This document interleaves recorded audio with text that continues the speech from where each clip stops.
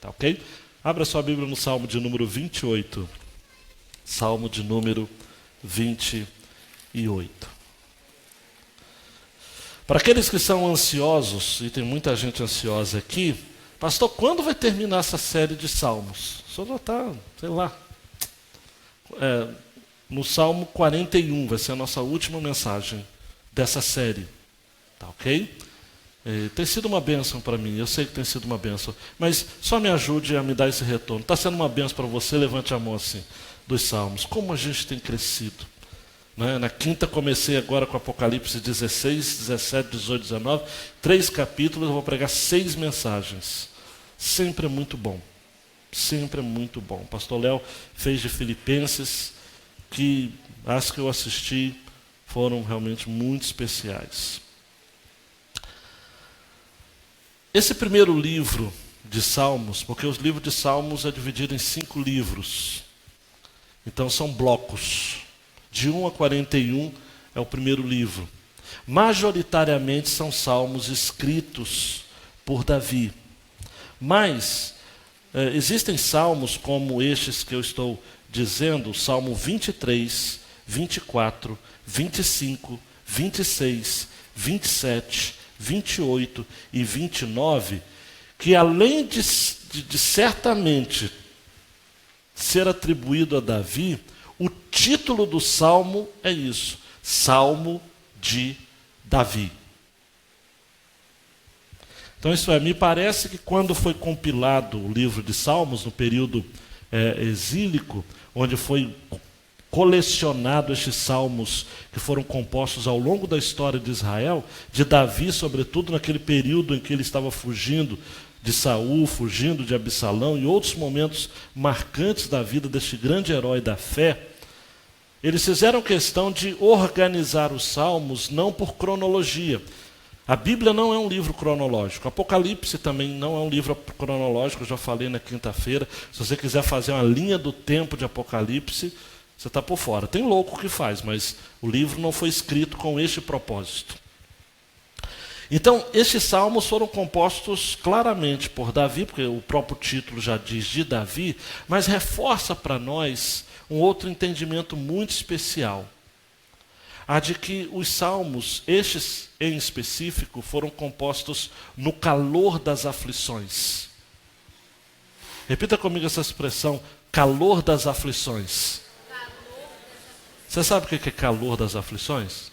Já viveu isso? Está vivendo isso? Calor das aflições é uma coisa que se você não viveu, está vivendo. E se não viveu e não está vivendo, vai viver. Tá? Estes salmos, eles têm padrões. Semelhantemente ao Salmo 27, que nós vimos na última vez que expus,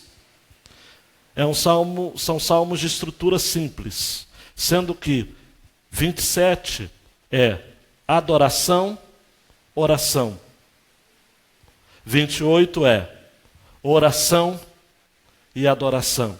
Você vai perceber, logo na leitura, você vai perceber na minha entonação essa estrutura.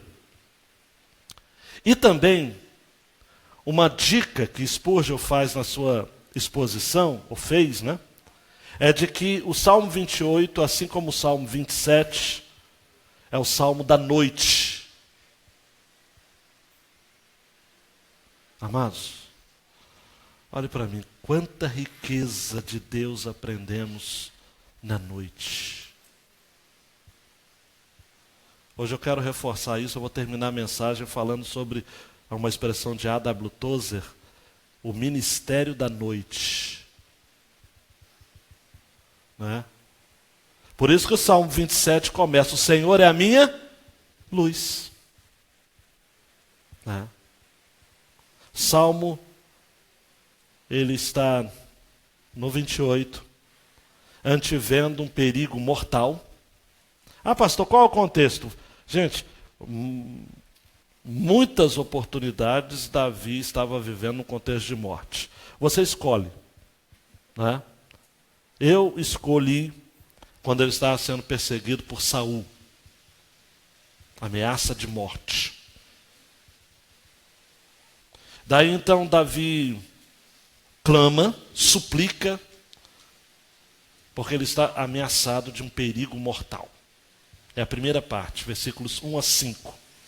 Já estou compartilhando a estrutura. 6 a 8, ele adora. Ele louva, agradecido pela intervenção do Senhor. Aí alguns comentaristas seculares, pós-modernos, libertinos, que usam a teologia para benefícios próprios, chegam a dizer o seguinte: não, é simples. Um autor fez de 1 a 5 e o outro fez de 6 a 8. Não é o mesmo. Só que só concorda com isso quem compreende a trilha da fé. Qual é a trilha da fé? Eu peço crendo que eu já recebi. Marcos 11, Jesus fala isso. Você pede crendo que já recebeu. É isso que Davi faz. Ele clama e depois ele fala: obrigado, o senhor já ouviu.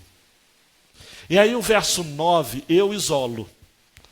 Porque semelhantemente a um padrão também que vai ter no 26 e no 27, ele termina fazendo um clamor pela igreja, pelo povo de Deus. E você vai ver também aqui durante a minha leitura. No Salmo 26, por exemplo, ele termina falando: na Assembleia bendirei o Senhor. Não é na Assembleia de Deus, não, mas a ideia é, na Assembleia é no povo de Deus, na igreja de Deus. Tanto é que a Vulgata Latina traduziu Assembleia por igreja. E a Septuaginta, que é uma tradução do grego, do texto em hebraico, traduziu também como igreja. E o hebraico, assembleia, significa um grupo de pessoas, ou um coral. Tá ok? Então, o padrão é esse. Eu oro e adoro. Ou eu adoro e oro. A ordem dos fatores não altera o produto, mas no final eu celebro junto com a igreja de Deus. Então, em linhas gerais, eu já resumi como é a estrutura desses últimos salmos, mas vamos ler. Na entonação da leitura você já vai identificar essa estrutura, vai ficar bem fácil para você acompanhar esta mensagem. Tá ok? Deixa eu só colocar aqui para eu não me empolgar. Eu já me empolgo, né? Já com cronômetro, imagina 100, né? Vamos lá. Senhor, eu clamo a Ti, rocha minha. Não me deixe sem resposta, pois se Te calares, serei como os que descem à cova. Ouve minhas súplicas quando clamo a Ti, quando levanto as mãos para o Teu santo templo. Não me arrastes com os ímpios e com os que praticam a maldade. Eles falam de paz ao próximo, mas são maldosos de coração. Retribui-lhes segundo suas obras, segundo a maldade dos seus atos. Retribui-lhes conforme o que praticaram. Retribui-lhes o que eles merecem. Como eles não atentam para as obras do Senhor, nem para o que as suas mãos têm feito, Ele os derrubará e não os reedificará. Bendito seja o Senhor, porque ouviu a voz das minhas súplicas. O Senhor é a minha força e o meu escudo. Nele meu coração confiou e fui socorrido. Por isso meu coração salta de prazer e eu o louvarei com meu cântico. O Senhor é a força do seu povo. Ele é a fortaleza salvadora para o seu ungido. Salva teu povo e abençoa a tua herança. Apacenta-o e exalta-o para sempre. Amém. Peça a Deus, Deus, fale mesmo. Fale comigo. Nesta noite eu quero ouvir a sua voz.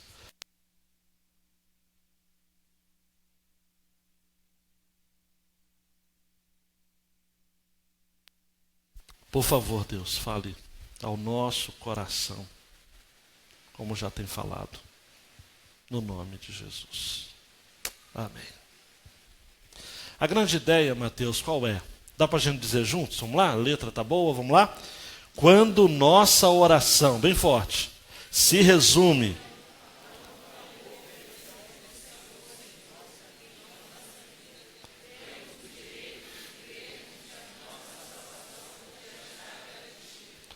quando nossa oração se resume a um clamor pela intervenção do Senhor em nossa vida, temos o direito de crermos que a nossa salvação já está garantida. Gente, oração é algo muito sério na vida de um homem e de uma mulher. A oração é o rasgo da alma. A nossa oração pode ser um desabafo, pode ser uma expressão religiosa. Nossa oração pode ser apenas uma expressão de boca para fora. Mas quando ela é, preste atenção, um clamor pela intervenção do Senhor em nossa vida, nós temos o direito de crermos que a nossa salvação, ela não está a caminho, tá? Ela já está garantida. Usando uma linguagem dos mais jovens, já é. Você ora e já é. Deus já lhe garante a resposta. Por isso que eu resumi em uma frase essas porções, eu fiz em formato de oração, num tom assim bem coloquial. Me permitam-me ser muito coloquial nos enunciados dessa divisão. Primeiro, Mateus, a primeira porção, versos 1 a 5, Deus, fala comigo. Quantas vezes, amados e amadas, nós falamos e clamamos ao Senhor, dizendo, fala comigo. Eu clamo a Ti, rocha minha, não me deixe sem resposta. Me parece, amados e amadas, que Davi está dizendo, Deus, o Senhor está me deixando na mão. O Senhor não pode me deixar sem resposta, não me deixe sem resposta. No original hebraico, essa expressão pode ser traduzida assim: não sejas surdo para comigo. Deus, porque eu falo, e a impressão que eu tenho é de que o Senhor não está ouvindo. O apelo do salmista havia sido repetido em outros salmos também. O Salmo de número 3, versículo 4, diz, com a minha voz clamei ao Senhor. Salmo 77, verso 1, ele diz, clamei a Deus com a minha voz e levantei a minha voz. Salmo 42, 1 diz, com a minha voz clamei ao Senhor, com a minha voz supliquei ao Senhor. Não há nenhum demérito em você insistir e clamar e buscar e desejar ouvir a voz de Deus. Davi chama o Senhor aqui de rocha minha. Essa expressão rocha minha vai acontecer 13 vezes no livro de Salmos. Rocha dá a ideia de uma estabilidade, de um fundamento seguro para recompormos a nossa vida. O Salmo 18, 2, o Senhor é o meu rochedo e o meu lugar forte, o meu libertador, o meu Deus, a minha fortaleza em quem confio, o meu escudo, a força da minha salvação e o meu alto refúgio. O Salmo 71, verso 3 diz, se tu a minha habitação forte, a qual possa recorrer continuamente. Deste o mandamento que me salva, pois tu és a minha rocha e a minha fortaleza. Rocha. João Calvino vai dizer que ao chamar Deus de minha rocha, Davi está demonstrando que confiava na assistência divina. Não apenas quando ele estava reclinado à sombra em paz, mas sobretudo quando, desse contexto, ele estava exposto às mais severas tentações. Quer ter experiências do Senhor como rocha? Só pode ter se você estiver vivendo em situações de vulnerabilidade, de fragilidade, de medo, de angústia. O chão começa a ficar frágil debaixo dos seus pés. Você não tem estabilidade, você não tem segurança. Não me deixe sem resposta, repito, não sejas surdo para comigo. É como dizendo para Deus, alô, o Senhor está me entendendo? Deus? A Nova Versão Transformadora traduziu assim: a ti clamo, Senhor, minha rocha, não feches teus ouvidos para mim.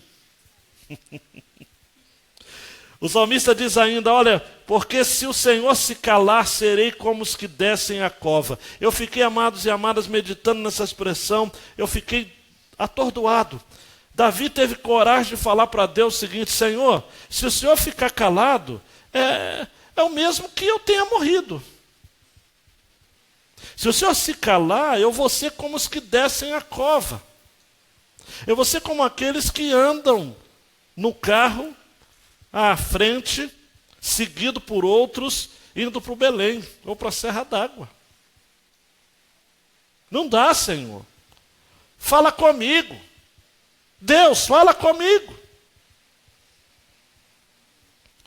Matthew Henry vai dizer: nada pode ser tão cortante, tão mortífero para uma alma graciosa como a falta do favor de Deus e o senso do seu descontentamento.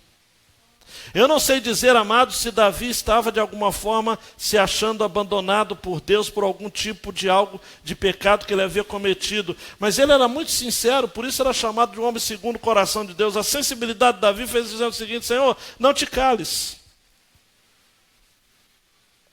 Salmo 143, verso 7, o salmista diz: ouve-me depressa, Senhor, meu espírito desmaia, não escondas de mim a tua face, para que eu não seja semelhante aos que descem a cova. Fala comigo, Senhor. Versículo 2, ouve minhas súplicas quando clamo a ti. E Davi insiste mais ainda: quando eu levanto as minhas mãos para o teu santo templo. Ele apela agora. Quando levanta as mãos, Senhor. Santo templo aqui é o tabernáculo, é o santuário. Não havia templo no tempo de Davi, mas havia o tabernáculo. Essa ideia de levantar as mãos, amados, é recorrente nas Escrituras. Talvez você não tenha esse costume, mas é recorrente. Só a base bíblica. Gênesis 14, 22. Abraão levanta as mãos para o céu e diz ao rei de Sodoma: levantei minha mão ao Senhor, o Deus Altíssimo, El Elyon, no hebraico, possuidor dos céus e da terra. Abraão foi o primeiro. Há os salmos, vários salmos sobre levantarei as minhas mãos. Não vou citar todos, mas o 63, 4, 134, 2. Levantai as vossas mãos no santuário. E para você que é muito Caxias e diz o seguinte: não, mas tem que ter no Novo Testamento. Paulo, 1 Timóteo 2,8, quero, pois, que os homens orem em todo lugar, levantando mãos santas, sem ira nem contenda. Mas se você fala: eu não gosto de levantar as mãos, eu sou reformado, sou baptista. Calvino disse o seguinte: olha, o ato de erguer as mãos, quando não há hipocrisia e fraude, é um auxílio para a oração devota e zelosa. Então eu não estou colocando a autoridade de Calvino junto com a Bíblia. Só a Bíblia já era um argumento que você deveria baixar sua cabeça e dizer que concorda. Mas se você quer ver na história da igreja e de reformadores do naipe de Calvino, ele diz o seguinte: olha, se não há fraude nem hipocrisia, levantar as mãos no culto é um auxílio para a oração devota e zelosa. Davi levanta as mãos, ele está no santo templo. Ocorre 5 vezes no livro de Salmos essa expressão. Ele está no santuário, aparece 15 vezes. Ele está no mesmo lugar, amados e amadas, que Moisés, em Números 7:89, quando entrava na tenda da congregação, ouvia a voz que lhe falava de cima do propiciatório, ali da Arca da Aliança, que estava sobre a Arca do Testemunho. Era ali. No Novo Testamento, em Hebreus, nós não precisamos mais entrar no santuário, porque Jesus é o nosso santuário. Porque Cristo, Hebreus 9:24, não entrou no santuário feito por mãos, figura do verdadeiro, porém no mesmo céu, para agora comparecer por nós perante a face de Deus. Gente, você pode dizer: Deus, fala comigo. Precisa fazer só aqui no meio do povo, não. Faz na sua casa, levante a mão, se renda e fala: Deus, por favor, eu entro no teu santo templo. O Salmo 26, versículo 8 vai dizer: Senhor, eu amo a tua habitação e o lugar onde a tua glória reside. Atos dos Apóstolos, o texto vai dizer: Deus não habita em templos feitos por mãos humanas. Hebreus vai estar dizendo que nós somos a casa de Deus. João capítulo 2 vai dizer de Jesus: eu sou o templo. O texto diz em João 2, e ele estava se referindo a si mesmo. Podemos, amados, podemos, amadas, continuar clamando, orando, orando, orando. Quando que você deve parar de orar? Quando você recebe a bênção? Não. Aí você tem que orar para manter a bênção, para ter uma outra, para se manter fiel. Suplica, clama. Sobretudo do salmista, que vai prosseguir no versículos 3 em diante, dizendo: não me arrastes com os ímpios, com os que praticam a maldade. Eles falam de paz ao próximo, mas são maldosos de coração. Amados e amadas, o Davi convivia com 3 tipos de gente. E se você identificar esses 3 tipos de gente, com pessoas que você convive na sua família, no seu trabalho, incluindo na igreja, não faça nenhum movimento brusco para você não ser denunciado. Ele falava de gente ímpia. Não me arrastes com os ímpios. Quem é o ímpio? É aquele que é hostil a Deus. Todo mundo que você conhece que é hostil a Deus, que é perverso, que não quer saber de Deus, é um ímpio. Davi convivia com gente assim.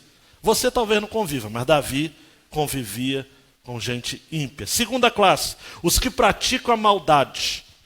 No original significa gente que causa sofrimento aos outros.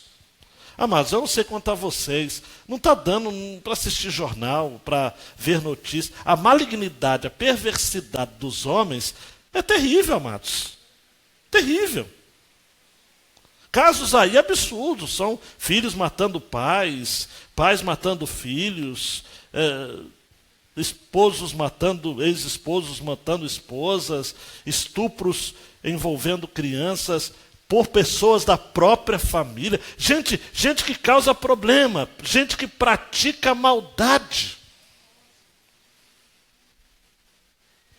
E o terceiro tipo de gente que Davi convivia, você não convive não, mas Davi convivia, falam de paz ao próximo, mas são maldosos de coração. A ideia de maldoso do coração é gente que é aflita, gente que é calamitosa, gente que é agitada demais, gente que até fala de paz, mas no seu fundo, no coração, instala guerra. Ontem eu estava falando com a Débora acerca de uma pessoa, no contexto geral, não tem nada a ver com aqui, mas num contexto específico, dizendo o seguinte: a pessoa fulana de tal, ela deveria ser assim, ter uma voz conciliadora. Mas a impressão que você tem é que toda vez que ela abre a boca, ela alimenta ainda mais a contenda. Você não convive com gente assim, mas talvez Davi convivia. É gente assim que, sabe, o popular coloca mais lenha na fogueira? A situação já está hard, já está esquentada demais. A pessoa, ao invés de abrir a boca para dizer o seguinte: olha, não é bem assim. Não fala o seguinte: ó, é verdade mesmo, eu tenho uma coisa, hein? Eu tenho uma coisa para falar que é pior do que isso daí ainda. Aí a situação que já está ruim, amados, fica insustentável. Gente que fala de paz ao próximo, mas que no fundo é maldoso de coração. Amados e amados, o salmista diz: olha, não me arrastes com os ímpios, com os que praticam a maldade. Eles falam de paz ao próximo, mas são maldosos de coração. O pedido do salmista, olha para mim, porque daí você vai precisar se sentar bem na cadeira, hein? Davi aqui faz uma oração chamada oração imprecatória. Até o nome é feio. Davi faz aqui uma oração à luz daquilo que nós chamamos de teologia bíblica, de teologia da retribuição divina. Quem faz o mal, chega uma pessoa e fala o seguinte: Senhor, fulano fez o mal, então faz o mal para ele também. Mas olha para mim, preste atenção, porque senão você vai sair daqui dizendo o seguinte: caramba, eu vou fazer essa oração. Ah, meu encarregado, minha sogra vai ver. Não é nada disso. Sai por aí fazendo oração imprecatória, não. Davi aqui, ele está amando a obra de Deus, a causa de Deus. Ele diz assim: Senhor, esses ímpios, os que praticam a maldade, Os que falam de paz ao próximo, mas são maldosos de coração, 4 e 5. Olha para mim. Retribui-lhes segundo suas obras, segundo a maldade dos seus atos. A segunda vez. Retribui-lhes conforme o que praticaram. Terceira vez. Retribui-lhes o que eles merecem. Como eles não atentam para as obras do Senhor, nem para os que com as suas mãos têm feito, Ele, isto é Deus, os derrubará e não os reedificará.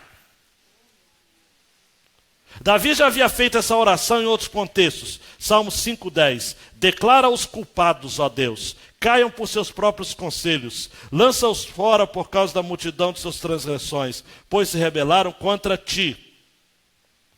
O R. Wisby vai estar dizendo o seguinte: a oração de Davi não é uma expressão de vingança pessoal. Não é à luz da música da Damares, não. Mas é um clamor para que Deus cumpra a sua aliança e traga justiça e paz à terra.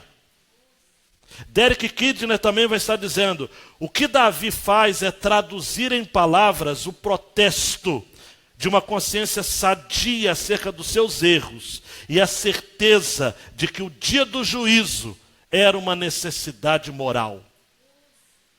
Se você esteve aqui quinta-feira, você viu sobre a questão dos juízos de Deus, os flagelos de Deus, as pragas de Deus, os 7 anjos das 7 taças, que diferentemente dos 7 anos, os 7 anjos das 7 trombetas, não vieram para advertir o povo da terra, vieram para punir.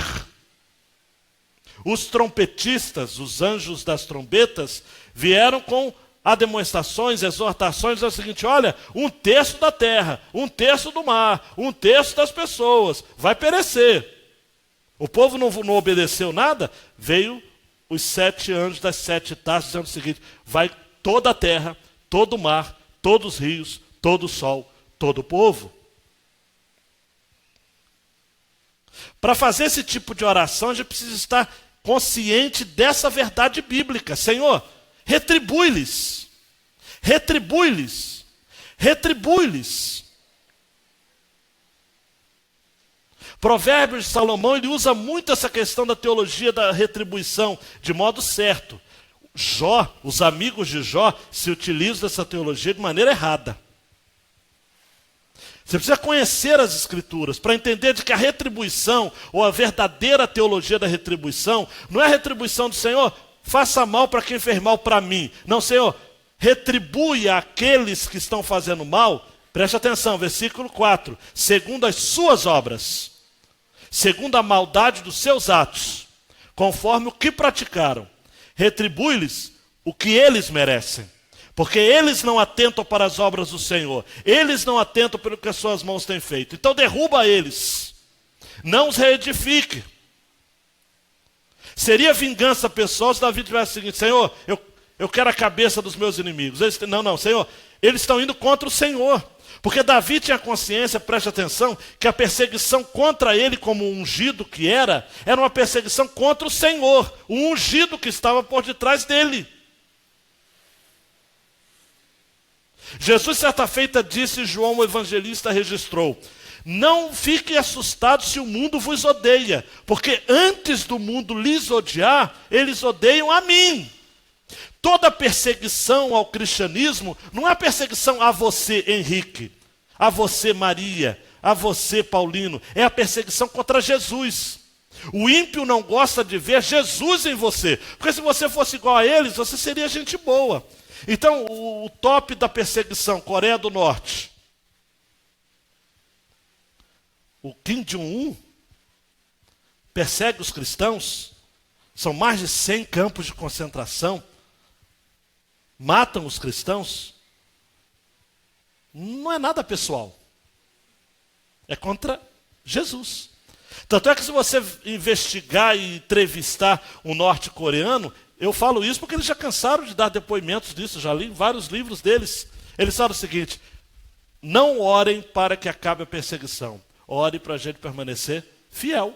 Porque eles são conscientes, mas o problema do pessoal do Ocidente, sobretudo nós brasileiros, sanguíneos, latinos que somos, é que nós acreditamos o seguinte: está perseguindo a mim.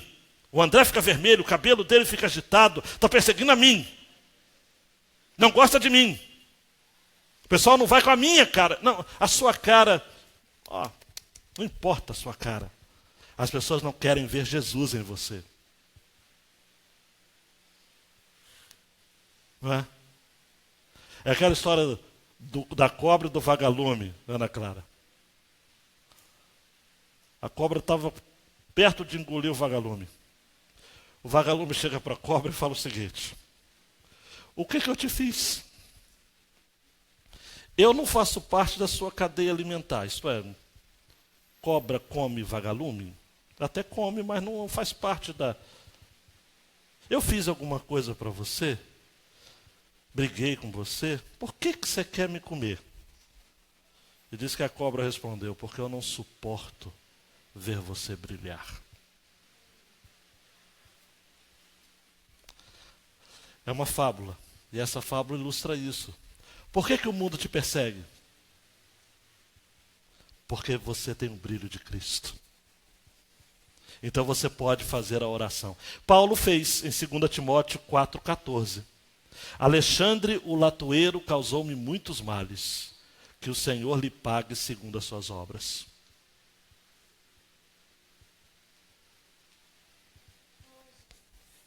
Em Apocalipse 18:6, sobre a Babilônia, que nós vamos ver, diz isso também: tornai-lhe a dar como ela vos tem dado, retribui-lhe em dobro conforme as suas obras. No cálice em que eu vos dei de beber, dai-lhe a ela em dobro. Em suma, Matthew Henry diz que esta oração é uma profecia de que Deus irá, mais cedo ou mais tarde, retribuir a todos os pecadores impenitentes, segundo seus merecimentos. Olha para mim, amados, pode demorar, mas vai chegar. Todos eles vão ser punidos. Todos. O mais rico, o mais pobre, o branco, o negro, o índio, o amarelo. Todos os pecadores impenitentes um dia vão estar diante das mãos do Deus vivo e serão fulminados. Não busque justiça pelas próprias mãos. Diga: Senhor, retribui a eles como eles, de acordo com o que eles fizeram, de acordo com o que eles merecem. Deus, fala comigo. Mateus, a segunda parte é: Deus, eu te louvo. O padrão, amados, é recorrente. O salmista deixa de falar a Deus e passa a falar de Deus. Bendito seja o Senhor, porque ouviu a voz das minhas súplicas. Mas ele acabou de orar, já ouviu. O Senhor é a minha força, o meu escudo. Nele meu coração confiou, fui socorrido, por isso meu coração salta de prazer, eu louvarei com meu cântico. O Senhor é a força do seu povo, ele é a fortaleza salvadora para o seu ungido. Deus, o Senhor já falou, o Senhor já fez. Bendito seja o Senhor, ocorre 10 vezes no livro de Salmos. O Senhor está comigo, diz o Salmo 118, verso 6. Não temerei o que me podes fazer o homem. O salmista atesta aqui, amados, o que foi pedido na porção anterior. Ele já foi atendido. Ele nem termina de orar e já foi atendido. Sabe o que é isso, amados? É ter experiência com Deus. Diga para você mesmo, amados: eu quero ter essa experiência com Deus. Orar já crendo. Essa semana eu revisitei, amados, porque quando eu estava preparando essa mensagem, nesse ponto, eu lembrei do hino 155 do cantor cristão. Em Jesus amigo temos. E antes de eu recitar o hino, eu me lembrei da história desse hino. E fiquei abismado. O autor é um sujeito chamado, eu já conheci essa história desde a minha adolescência, mas eu revi essa história. Joseph Scriven. Esse Joseph Scriven, no século XIX, nasceu na Irlanda. Esse sujeito teve fortes experiências com o Senhor. Pensa comigo aqui. Com 22 anos, esse sujeito estava preparado para casar. Na véspera do casamento, a noiva morreu afogada. Você imagina isso? Ele ficou atordoado. Decidiu seguir a carreira militar. Lá descobriu que ele tinha uma severa enfermidade, uma febre crônica, enfim, tinha uma dificuldade que o impedia para o exercício militar. Ele se muda para o Canadá.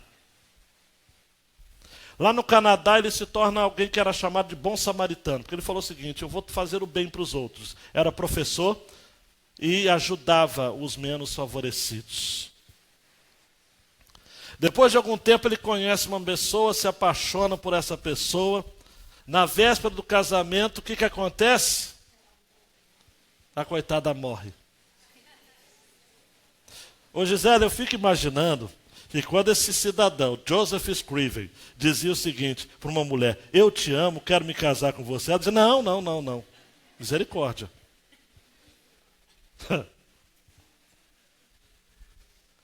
Em 1855, chega um vizinho na casa de Joseph Scriven e, olhando na casa, descobre um alfarrápio, um papel escrito. Em Jesus amigo temos, mais chegado que um irmão. Ele manda que levemos tudo a Deus em oração. Ó que paz perdemos sempre, ó que dor no coração, só porque nós não levamos tudo a Deus em oração. Temos lidas e pesares e na vida tentação. Não ficamos sem conforto, indo a Cristo em oração. Haverá um outro amigo de tão grande compaixão? Os contritos Jesus Cristo sempre atende em oração. E se nós desfalecemos, Cristo estende-nos a mão, pois é sempre a nossa força e refúgio em oração. Se este mundo nos despreza, Cristo é nosso em oração, em seus braços nos acolhe e nos dá consolação. O ano era 1855, a mãe de Joseph Scriven estava bastante enferma e ele escreve este hino para confortá-la. Anos depois, miséria pouca é bobagem, gente. A história desse homem é terrível. Ele de febre, aquela febre que ele tinha, entrou em surto. Foi para o rio, no rio ficou ajoelhado, com a cabeça dentro da água, morre afogado, de joelho.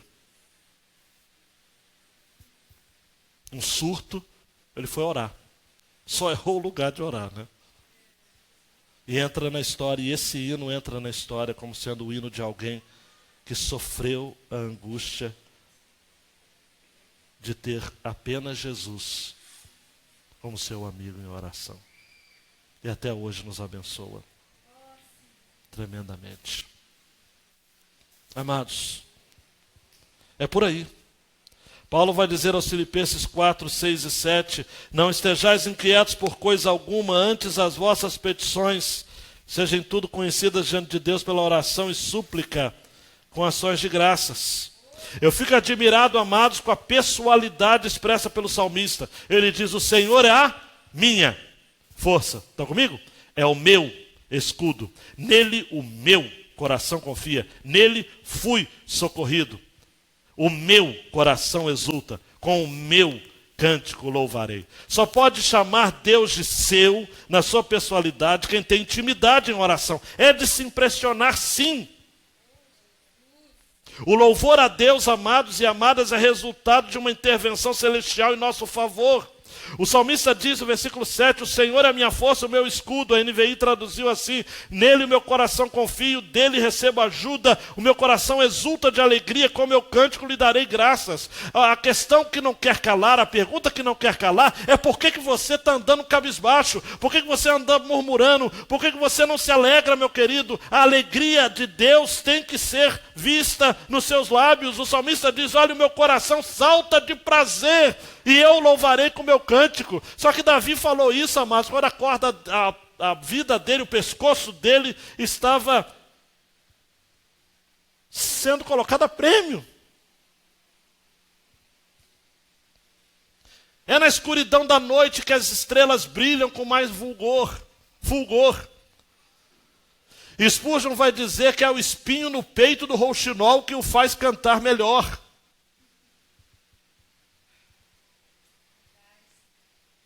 O salmista termina dizendo o seguinte: o Senhor é a força do seu povo. Por que o Senhor é a força? Porque nós precisamos dele. Paulo vai dizer aos Efésios 6,10: no demais, irmãos meus, fortalecei-vos no Senhor e na força do seu poder. Não é fácil viver.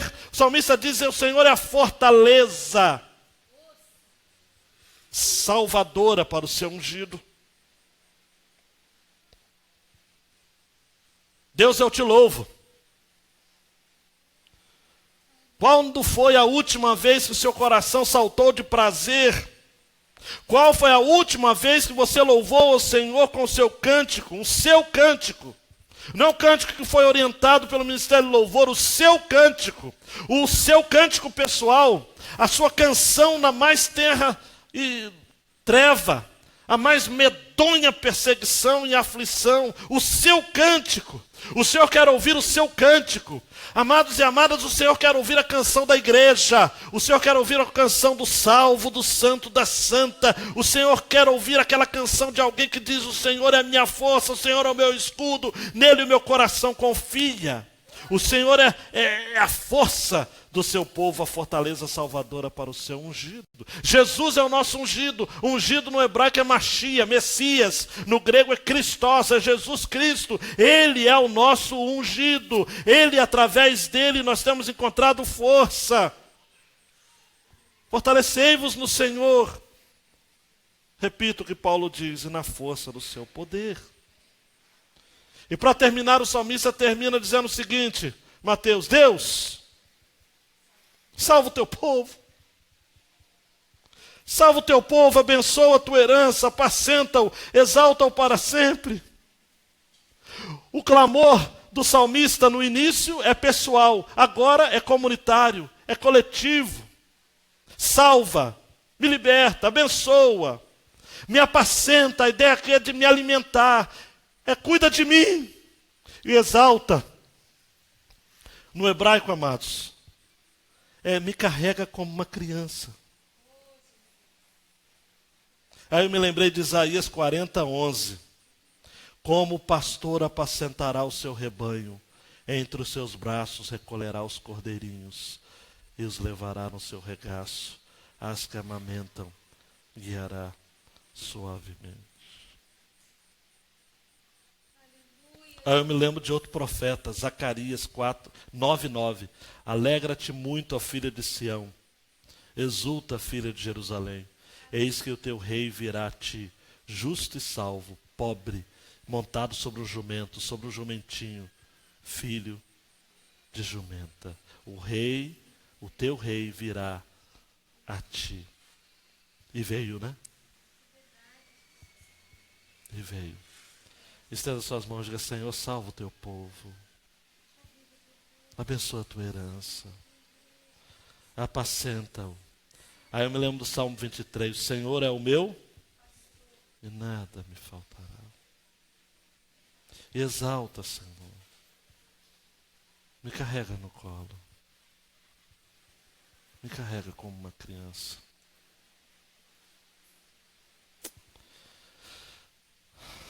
Algumas aplicações para a gente ir para casa. Vamos lá?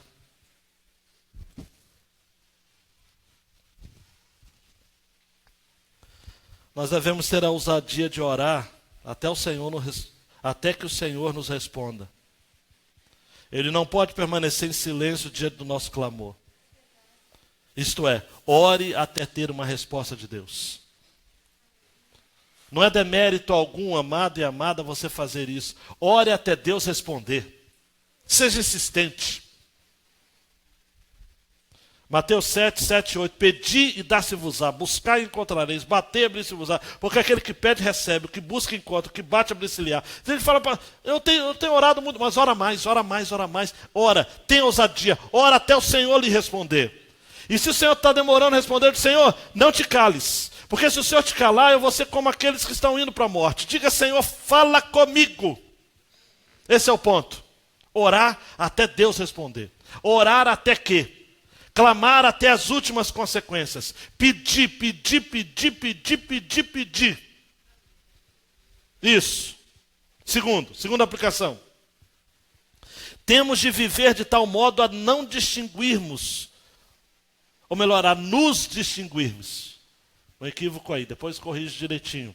A nos distinguirmos drasticamente daqueles que são inimigos de Deus, caso não queiramos ter o mesmo destino que estes terão. Se você não quer ter o mesmo destino que os inimigos de Deus terão, é melhor você se distinguir. Olha para mim, receba essa palavra agora aqui. É forte essa, como diz os irmãos pentecostais. Se você não distinguir em vida, ou não se distinguir em vida dos ímpios, no dia final, Jesus vai fazer essa distinção. Então você escolhe. Ou você faz isso enquanto está vivo, ou vai chegar um momento que o próprio Jesus vai dizer em Mateus 25, 41. Aos que estiverem à esquerda, apartai-vos de mim, malditos, para o fogo eterno, preparado para o diabo e para os seus anjos. Não tem como. É melhor você caminhar na direção oposta aos ímpios, porque senão, junto aos ímpios, você será contado e terá o mesmo destino deles. Cabe a você tomar uma decisão agora. Já. Outra, Mateus. É fato incontestável que o nosso Deus atende às nossas orações. Amém? Ele jamais desamparará os seus filhos e filhas que clamam por Ele dia e noite. Amados, se existe uma coisa que a gente pode ter de certeza que o Senhor ouve. Eu poderia citar vários textos da Bíblia, mas vou citar 2 dos meus prediletos, como diz o Juninho, dos meus favoritos. Salmo 84, 11, porque o Senhor Deus é um sol e escudo. O Senhor dará graça e glória, não retirará bem algum aos que andam na retidão. Isso eu amo. E o outro que eu amo muito é quando o Senhor Jesus conta a parábola do chamado juiz iníquo, que recebe então, o juiz injusto, que recebe os insistentes pedidos daquela viúva, e Jesus diz: e Deus não fará justiça aos seus escolhidos, que clamam a Ele de dia e de noite, ainda que tardio para com eles. Preste atenção. Ainda que tardio, o Senhor fará justiça aos seus escolhidos. Pode demorar. Ah, pastor, mas demora quanto? Não sei. Mas Ele vai fazer justiça aos seus escolhidos. Não sou eu que estou falando. É a palavra de Deus. Outra aplicação. Só tem alegria em louvar ao Senhor aquele que pode dizer: nele meu coração confiei e foi socorrido. Eugene Peterson traduziu assim esse texto: ele ouviu a minha oração, provou que está do meu lado. Deus tem provado que está do nosso lado, amados. E aí o Eugene Peterson termina assim: eu me arrisquei por ele, agora eu pulo de alegria, canto em voz alta minha gratidão a Ele. Nele meu coração confiou. Amados, nós precisamos entender que Deus está do nosso lado. Deus não está contra a gente. Ah, pastor, mas tem acontecido tanta tragédia na minha vida. Deus está a seu favor. É você que não está entendendo. Mas tudo que está lhe acontecendo é porque Deus está em seu favor. Deus nunca está contra você. Deus nunca vai fazer algo que vai estar lhe causando dano eterno, absolutamente. Ele está do seu lado. Deus é seu aliado. Senhor é a minha força, diz o salmista, o meu escudo. A minha experiência é assim, na sua experiência também. Por fim, Deus tem um povo. Ele zela por esse povo. E a igreja pode render graças por ter Jesus morrido por ela, propiciando-nos uma salvação eterna. Jesus, certa feita, entra no tabernáculo, entra numa sinagoga, abre o livro de Isaías, capítulo 61, lê: o Espírito do Senhor é sobre mim, porque me ungiu. Ele é ungido Para evangelizar os pobres, enviou-me a curar os quebrantados de coração, a pregar liberdade aos cativos, restauração da vista aos cegos, a pôr em liberdade os oprimidos, a anunciar o ano aceitável do Senhor. E o texto de Lucas vai dizer que Jesus fecha o livro, se assenta, todos ficam olhando para ele, e ele diz aquela frase máxima. Hoje se cumpriu esta escritura em vossos ouvidos. Ele é o nosso ungido. Ele é a nossa fortaleza salvadora. Nele somos zelados e podemos dar graças por aquilo que ele fez por nós. Quero terminar, dê mais um clique apenas, quando nossa oração se resume a um clamor pela intervenção do Senhor em nossa vida. Temos o direito de crermos que a nossa salvação já está garantida. Mas olhe para mim, eu quero terminar falando sobre o ministério da noite. Este salmo, como o Salmo 27, é o salmo da noite. Tem gente que tem dificuldade com a noite. Eu ouvi um dia uma pessoa falando o seguinte: eu não gosto da noite, eu tenho medo da noite. Nós temos muita dificuldade com a noite. São João da Cruz, no século XII, falou sobre a noite escura da alma. O Salmo 30, versículo 5, vai dizer: o choro pode durar uma noite. Noite é difícil, amados. O Salmo 91 vai dizer que nós seremos livres dos terrores da noite. Mas o Salmo 74, 16 vai dizer: teu é o dia e tua é a noite.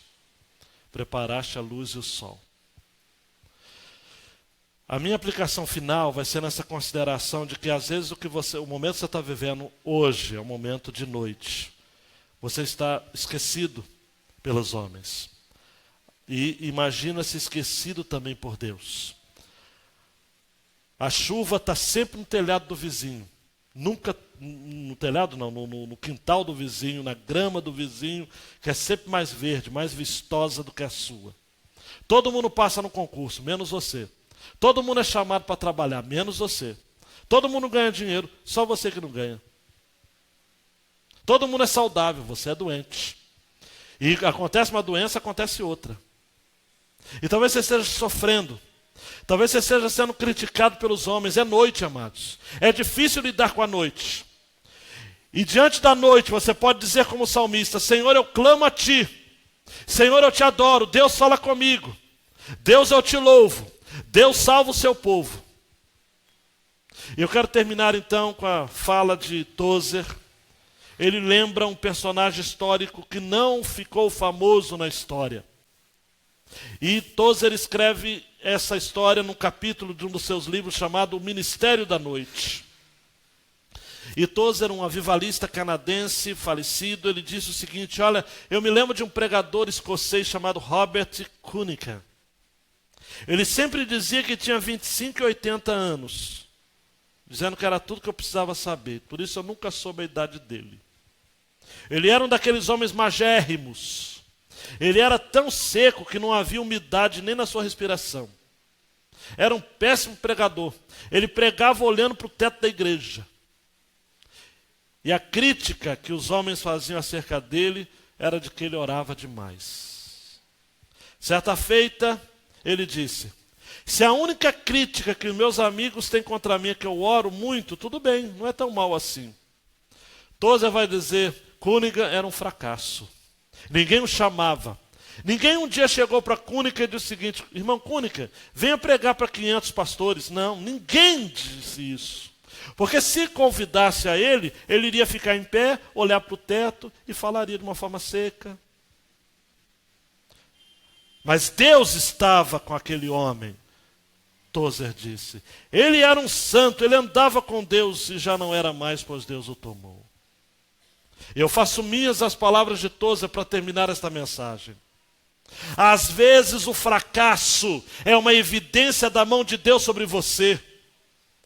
Às vezes o seu retorno do campo, às vezes o seu desemprego, às vezes o término do seu namoro. Não reclama, já não é para reclamar de terminar o namoro, porque o cara é uma encrenca, não merecia você mesmo, nem você merecia ele talvez. Nós temos, Tozer dizendo, nos dar ao luxo de fracassar. Pastor Léo. E aí ele vai além. Tozer, ele fala o seguinte: porque Jesus se deu o luxo de fracassar. Jesus morreu na cruz.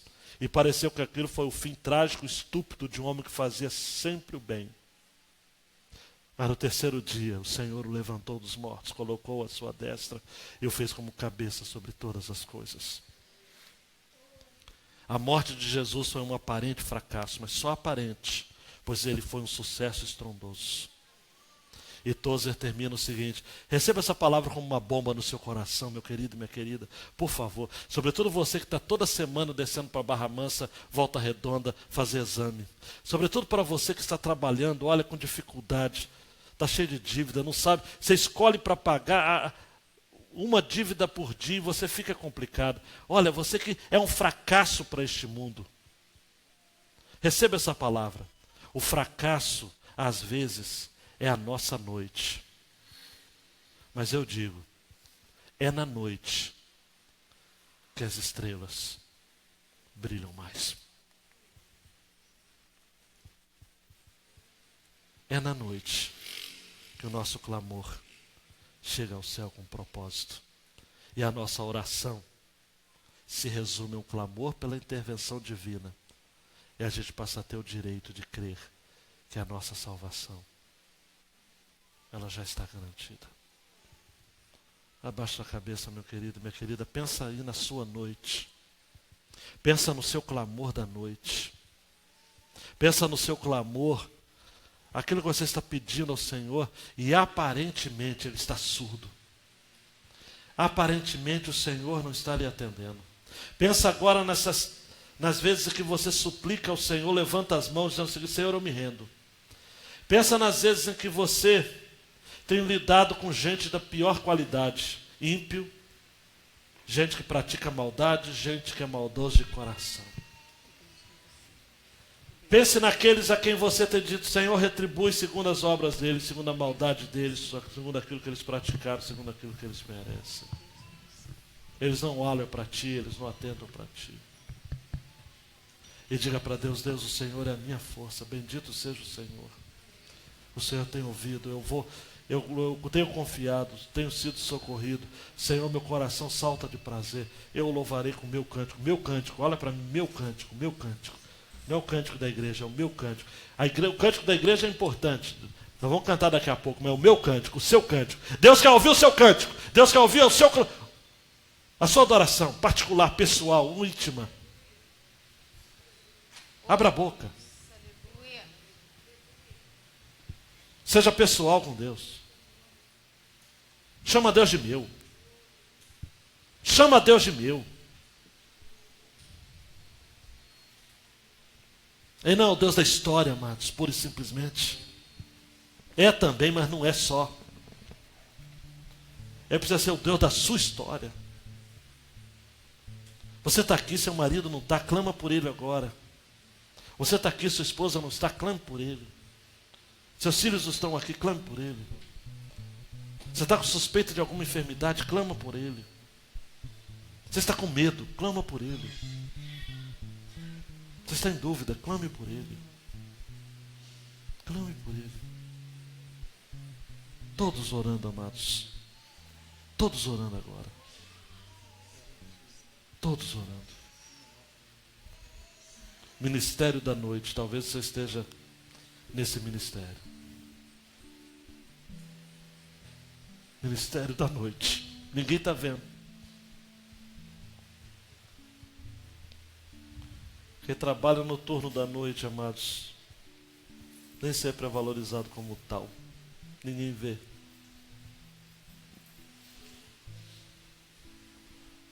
Ora, Senhor, abaixa a cabeça e diga: Senhor, você é comigo. Por favor, se concentre agora. Eu quero fazer um apelo. Jesus disse: eu sou a luz do mundo. Aquele que me segue jamais andará em trevas. Você pode passar pela noite, mas você nunca vai ter a noite passando por você. Porque Jesus disse: jamais andarão em trevas.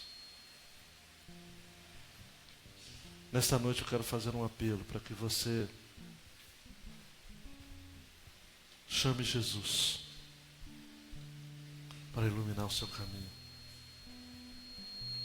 Nesse contexto de trevas que você está enfrentando, de noite.